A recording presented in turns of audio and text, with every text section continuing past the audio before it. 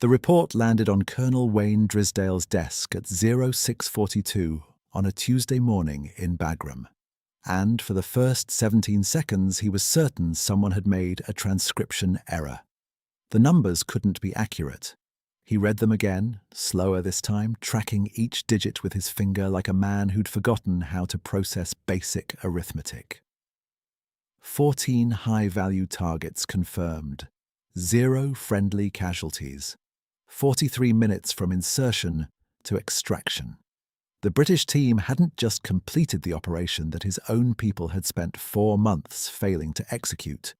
They'd done it in a single night, with 8 men, using equipment his supply sergeant would have rejected as obsolete. Drisdale set the paper down and stared at the wall of his prefabricated office, trying to reconcile what he'd just read with everything he understood about modern warfare. But this was only the final page of a much longer story. The events that led to that Tuesday morning report began 11 weeks earlier, in a conference room where Drisdale had made a recommendation that would haunt his professional reputation for the rest of his career. Colonel Wayne Drisdale had spent 23 years building a certain kind of certainty. He'd commanded a Delta squadron in Panama, led task force elements through 3 rotations in the Balkans, and overseen the expansion of Joint Special Operations Command's footprint across 14 countries. His understanding of special operations was built on a simple foundation. Capability came from resources, and resources came from budget, and budget came from the United States of America. By any metric that mattered, American Special Operations Forces were the most expensive, most technologically advanced, and most extensively trained military units in human history. His own operators carried equipment worth more than most houses. Their night vision alone, 4th-generation panoramic arrays manufactured in quantities so small that each unit was essentially hand-built, cost more than a new sedan. The average Delta operator deployed with roughly $47,000 of personal equipment, not counting weapons, not counting the aircraft that delivered them, not counting the satellite constellation that tracked their movements in real time. This was the arithmetic of dominance, and Drisdale had never seen it fail. The problem was that in the Paktika corridor, it was failing constantly. The target was a network facilitator known in intelligence circles as Engineer Mahmoud, a title that had nothing to do with engineering and everything to do with the improvised explosive devices that had killed 19 American service members in the previous 8 months. The network operated across a mountainous region roughly the size of Connecticut, using a courier system that predated telephones and a social structure that treated outsiders with the same hospitality shown to plague rats. Delta had mounted 6 operations against Engineer Mahmoud's network since March. 6 insertions, 6 compromises, 6 emergency extractions under fire. The jackpot rate, the percentage of operations that successfully captured or killed the intended target, sat at exactly 0. Not low. 0. And the cost of achieving nothing had been staggering. 1 operator lost in action, 3 wounded seriously enough to require stateside evacuation, 2 helicopters damaged, and an intelligence network that had taken 18 months to develop, now thoroughly burned. What Drisdale couldn't understand was why. His people had the best imagery. They had persistent surveillance from 3 separate drone platforms. They had signals intelligence that could track a mobile phone to within 7 meters. They had human sources, admittedly unreliable ones, but sources nonetheless, inside 2 of the villages that bordered Engineer Mahmoud's suspected compound. They had the ability to insert via helicopter, via high-altitude parachute, via ground vehicle convoy from 3 separate forward operating bases. They had air support measured not in minutes, but in seconds, and none of it had produced a single successful capture. The answer came in fragments assembled from after-action reports that Drisdale read with increasing frustration. The first compromise had occurred when a Predator's engine noise alerted shepherds 3 kilometers from the target compound, who passed word through a network that American intelligence hadn't known existed. The second compromise happened when an operator's infrared strobe, designed to be invisible to the naked eye, was spotted by a fighter using a commercial camera with an accidentally removed IR filter. The third compromise was traced to radio emissions from the encrypted satellite communicators that each operator carried, picked up by a Soviet-era spectrum analyzer that someone had purchased on eBay for $47. The pattern was clear, even if it was humiliating. Every technological advantage that Drisdale's people brought to the battlefield created a corresponding signature, and those signatures were being read by an enemy who had learned to fight the gear rather than the men.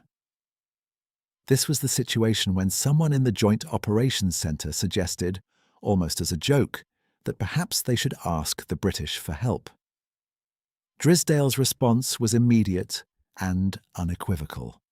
He wrote a memorandum, 3 pages, single-spaced, classified secret, explaining why British SAS involvement would be counterproductive at best and catastrophic at worst.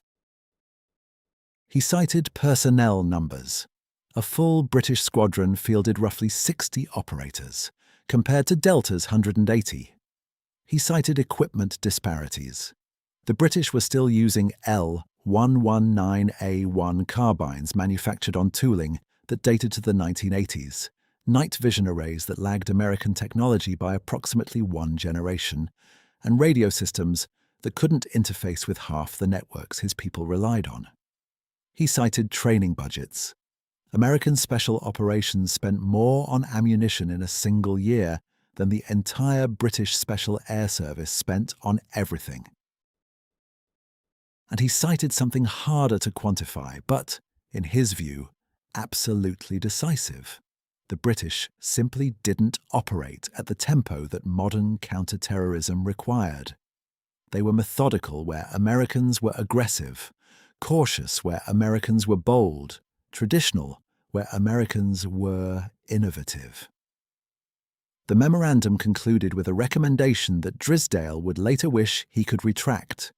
Underscore, quote, _0, underscore what Drisdale didn't know, couldn't have known given the compartmentalization of Special Operations intelligence, was that his memorandum arrived on the same day that General David Harrington, the British Director of Special Forces, was meeting with his American counterpart in a room at MacDill Air Force Base.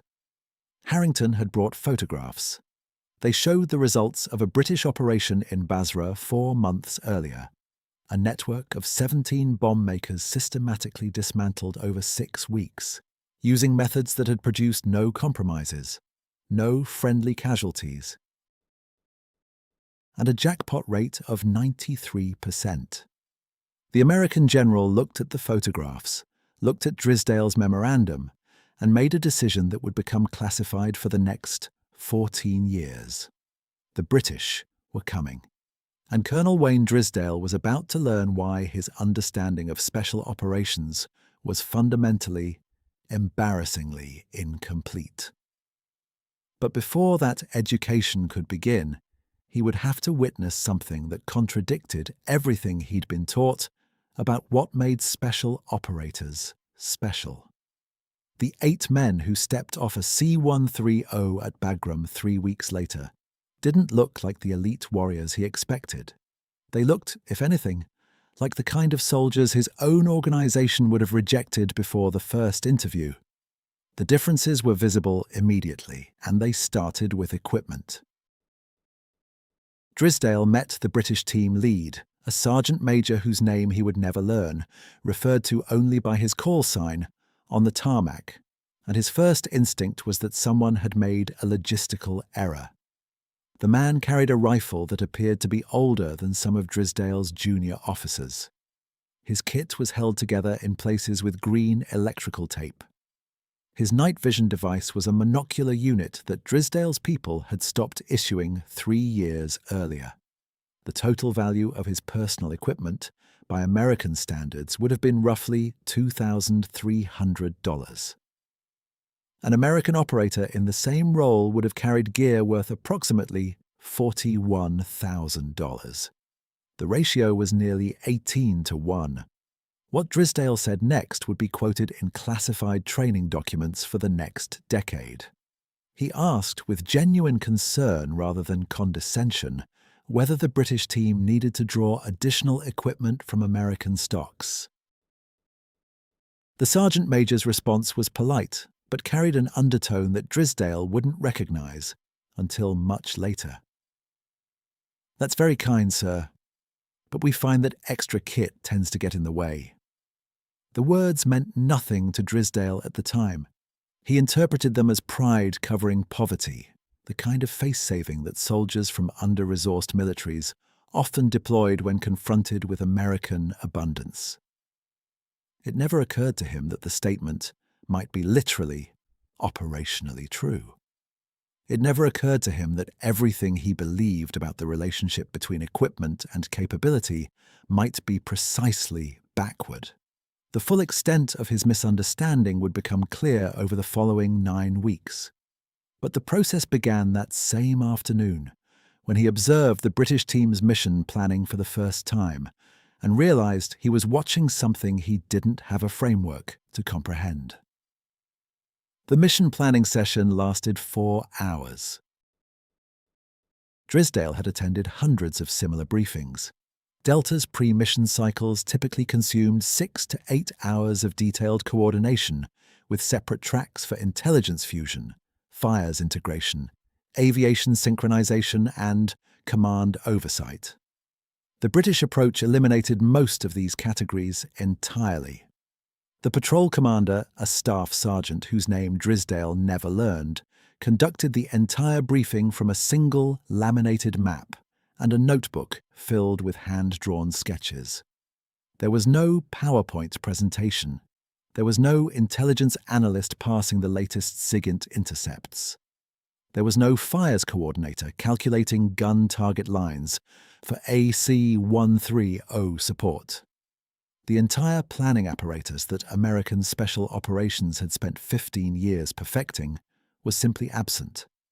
What replaced it was something Drisdale struggled to categorize.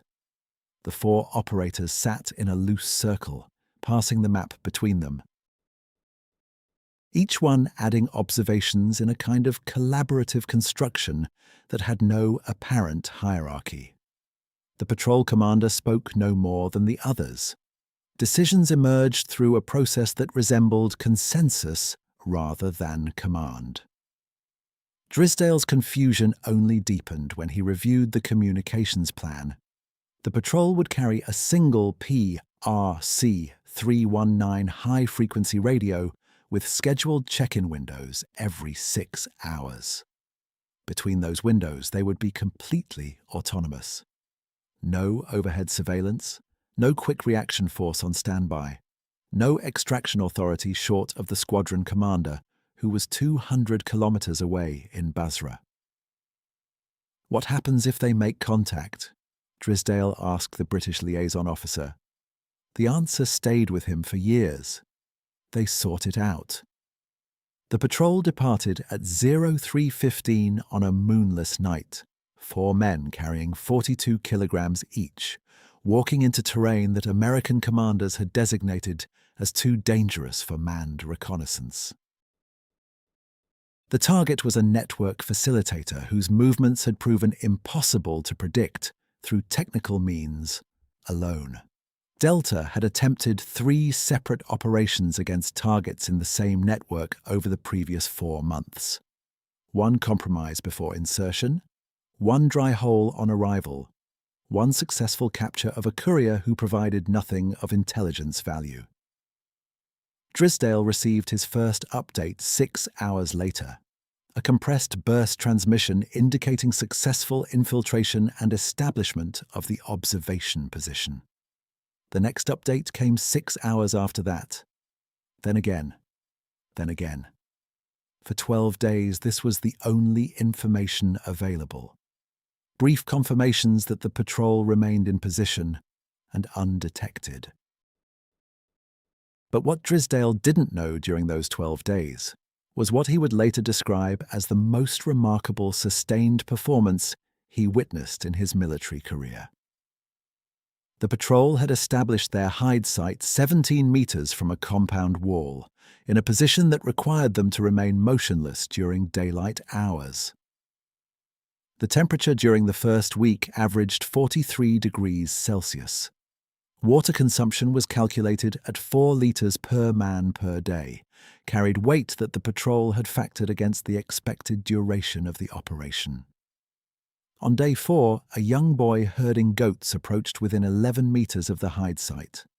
The patrol remained motionless for 2 hours and 14 minutes, while the boy ate lunch in the shade of a wall that partially concealed their position. The lead operator later noted in his patrol report that he could hear the boy humming to himself. On day 7, one of the compound's residents began urinating against the wall 9 meters from the closest operator. The patrol had no means of relocating without exposing themselves. They waited. On day 9, they observed their target arriving at the compound in a white Toyota pickup. They confirmed identification through a scar pattern that intelligence had documented from a source report 18 months earlier. They photographed his associates. They recorded his departure time, his direction of travel, his visible security posture.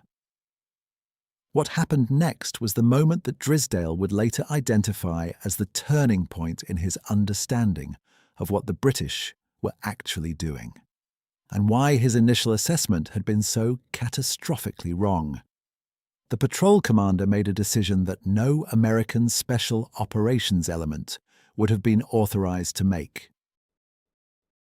Rather than transmit the target location and wait for a kinetic strike or a helicopter assault, he determined that the target's pattern of life created a window for a vehicle interdiction on a road 7 kilometers from the compound. The patrol moved at night, covering the distance in 4 hours over terrain that had no trail network.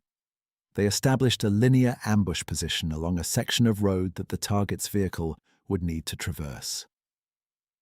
At 06:42 the following morning, the white Toyota appeared precisely when the pattern analysis predicted. The interdiction lasted 11 seconds. The target and one bodyguard were neutralized. A third occupant, later identified as a driver with no intelligence value, was flex-cuffed and left at the roadside with a GPS beacon that would allow Iraqi police to locate him within hours. The patrol recovered 3 cellular phones, a laptop computer, and a notebook containing contact information for 17 additional network members. They walked out, 31 kilometers in 19 hours, back to an extraction point where a single Puma helicopter retrieved them without incident. Drisdale learned the results in a briefing 3 days later. The intelligence exploitation from the recovered materials led to 11 additional operations over the following 6 weeks. 8 of those operations resulted in successful captures or confirmed eliminations.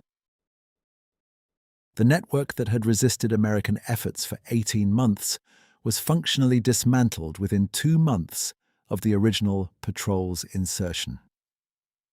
The statistical comparison told a story that Drisdale found difficult to reconcile with everything he had been taught about capability and resources. Over the 9-week period that the British squadron operated in the sector, they conducted 23 named operations. 17 resulted in what intelligence terminology classified as jackpots, successful contact with intended targets. The jackpot rate was 74%. During the same period, American elements in adjacent sectors conducted 41 named operations with substantially greater resource allocation. 14 resulted in jackpots, a rate of 34%. The compromise rate told an even more striking story. The British suffered 0 pre-insertion compromises across all 23 operations. The American elements experienced 11 compromises before their assault forces reached objective areas, a rate of 27%. The British had achieved more than double the success rate while operating with less than 1/5 the resource expenditure and suffering no detectable mission failures. Drisdale requested a formal debrief with the British squadron commander before the unit rotated back to the United Kingdom. The conversation lasted nearly 3 hours, longer than any tactical discussion Drisdale had conducted in his 23-year career. What emerged was not a series of techniques that could be copied, but a philosophy that explained why copying was impossible. Quote 4, quote, the squadron commander observed. Quote 5, quote, Drisdale asked him to elaborate. The squadron commander paused. Drisdale's report to JSOC, filed in November 2006, ran to 47 pages, the longest assessment he ever produced. He was honest about his initial skepticism. He was equally honest about what that skepticism had cost him in analytical clarity.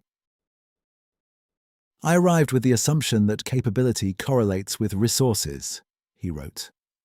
I left with the understanding that capability correlates with selection, and selection produces a different kind of resource, human judgment, that can function without external support. He quoted the squadron commander directly. The difference between our approaches is not tactical, it's philosophical.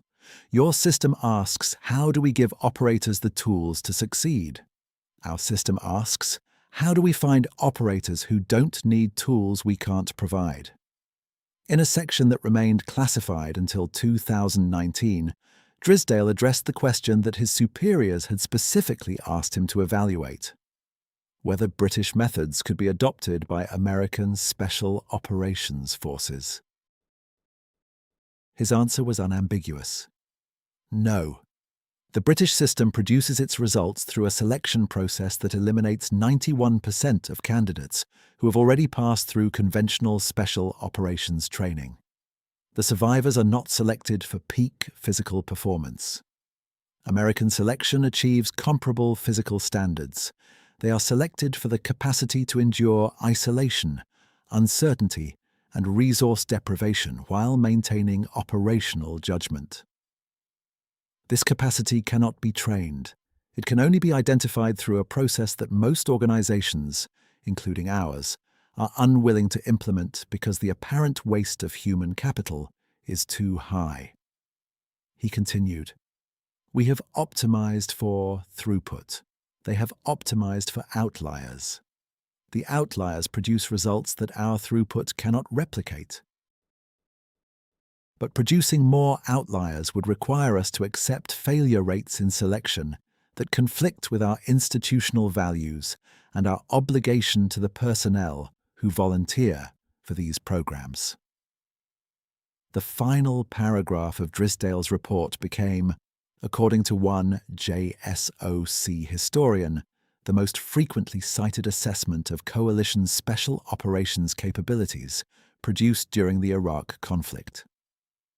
7 years later, Drisdale, by then a full colonel commanding a special operations group in Afghanistan, encountered the same squadron commander at a conference in Tampa.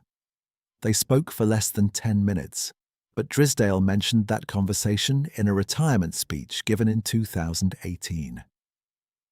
Drisdale paused in the speech. The difference might seem semantic. To Drisdale, it explained everything. The assessment that circulated through Special Operations Commands on 3 continents was not about tactics or equipment or even courage. It was about a single, irreducible question. What do you believe an individual human being is capable of when everything external has been removed? The British answered that question every year in the Brecon Beacons. when 91% of the most qualified candidates in the British military discovered that their limit was lower than the standard required. The 9% who remained discovered something else, something that Drisdale spent 3 hours trying to articulate in a classified report and never quite captured. There was one more detail that he mentioned only in verbal briefings, never committed to paper. During his final conversation with the patrol commander, the staff sergeant who had led the 12-day observation mission, Drisdale asked what he had been thinking during the 2 hours and 14 minutes, when the goat herder sat 11 meters away. The answer was not what Drisdale expected. ___quote__1 6 Drisdale never forgot that answer. Not because it revealed a technique that American forces could adopt. It didn't. But because it revealed a truth about capability that no amount of funding or technology or institutional reform could replicate. Some forms of judgment can only be produced by a system willing to reject almost everyone who applies for the privilege of being tested. Years later, when younger officers asked Drisdale to explain the difference between American and British special operations, he would tell them about the goat herder and the 2 hours and 14 minutes. We would have had overhead surveillance tracking the boy. We would have had a quick reaction force on standby. We would have had authorization protocols for escalation of force. We would have had everything except the one thing that mattered. A man who had already learned on a Welsh mountain in February that waiting is a skill, and that most people never learn it because they've never been forced to discover what they're capable of enduring. He would pause before delivering the line that his subordinates heard so often it became something like a proverb. I spent my career trying to give operators better tools. The British spent their careers finding operators who didn't need them. I still don't know which approach is right, but I know which one worked in that sector, in that summer, against that target, and it wasn't mine. The squadron rotated home in September 2006. Within 3 months, the network they had dismantled attempted to reconstitute itself. Within 6 months, it had been dismantled again, this time by American forces using methods that owed nothing to British doctrine and everything to the resources that had always been available. But the lesson remained. In the assessment that Colonel Wayne Drisdale filed on the 15th of November 2006, one sentence appeared in bold type, an emphasis he applied to no other conclusion in any report he ever wrote. The limiting factor in special operations is not equipment, funding, intelligence, or institutional support. The limiting factor is the selection process that determines which individuals are trusted to operate without equipment, funding, intelligence, or institutional support.